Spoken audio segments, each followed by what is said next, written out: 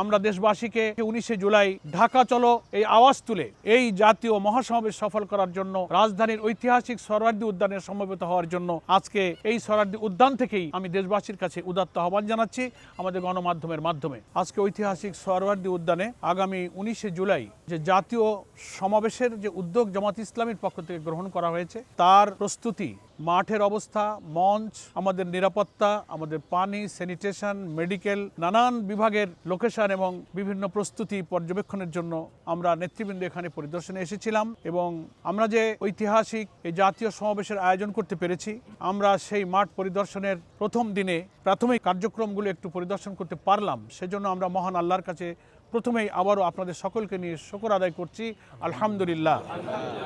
এই ঐতিহাসিক জাতীয় সমাবেশের প্রস্তুতি সম্পর্কে আজকে একটু আমরা আপনাদেরকে ধারণা দিচ্ছি। ইনশাল্লাহ আমাদেরকে আরও দু একবার এই মাঠ পরিদর্শনে প্রস্তুতির কাজ চলবে আর আমরাও ইনশাল্লাহ আসব।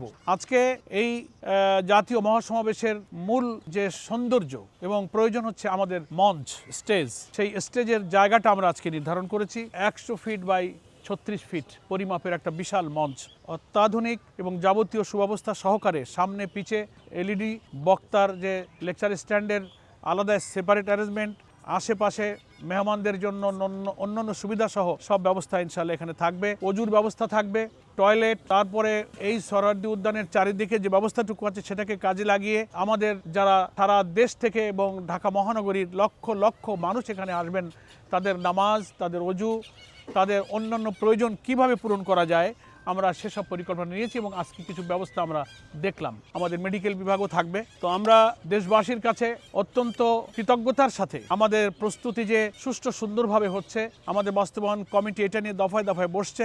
রাজধানী ঢাকা, পার্শ্ববর্তী জেলা এবং সারা দেশের জেলাগুলোর প্রতিনিধি হিসেবে অনেকেই এই জাতীয় সমাবেশে যোগদান করবেন। তাদের আসবার, চতুর্দিক থেকে গেট দিয়ে ঢোকবার, বসবার, শোনবার প্রয়োজনীয় ব্যবস্থা, গাড়ি পার্কিংয়ের ব্যবস্থা, সিকিউরিটির ব্যবস্থা, আমাদের কয়েক হাজার কর্মী বাহিনী বিভিন্ন ডিপার্টমেন্টের দায়িত্বে ইনশাল্লাহ নিয়োজিত থাকবে। তারা তাদের জন্য সেই সুব্যবস্থা ইনশাল্লাহ করবে। আমরা গণমাধ্যমে কর্মরত সাংবাদিক বন্ধুদের প্রতিও কৃতজ্ঞতা জানাই।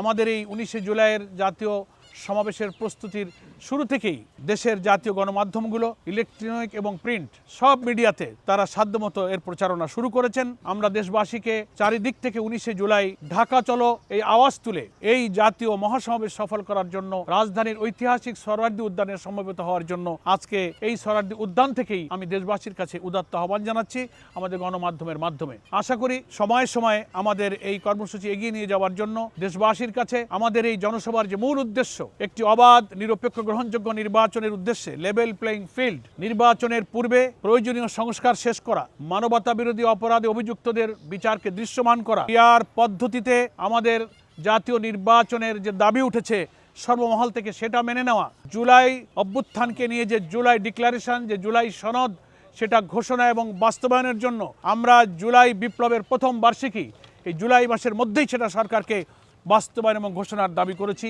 সেই দাবি এই ময়দানের জনসভা থেকে উত্থিত হবে। আমরা জাতীয় নির্বাচনের আগে স্থানীয় নির্বাচনের দাবি আমরা করেছি। আমরা আরও অনেক গণদাবিতে এই জনসভায় জাতীয় নেতৃবৃন্দ সে দাবি তুলে ধরবেন, সেই সুযোগ আমরা ইনশাআল্লাহ এখানে করে দেব।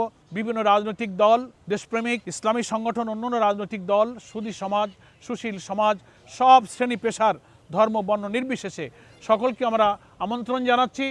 ইনশাআল্লাহ 19শে জুলাই আমরা এই ঐতিহাসিক জাতীয় সমাবেশে আগামী দিনে আমাদের জুলাই অভ্যুত্থানের গণ আকাঙ্ক্ষা ধারণ করে নির্বাচিত প্রতিনিধির কাছে ক্ষমতা হস্তান্তরের জন্য যে অবাধ নির্বাচন, সেই পরিবেশ যেন নিরপেক্ষভাবে হয়।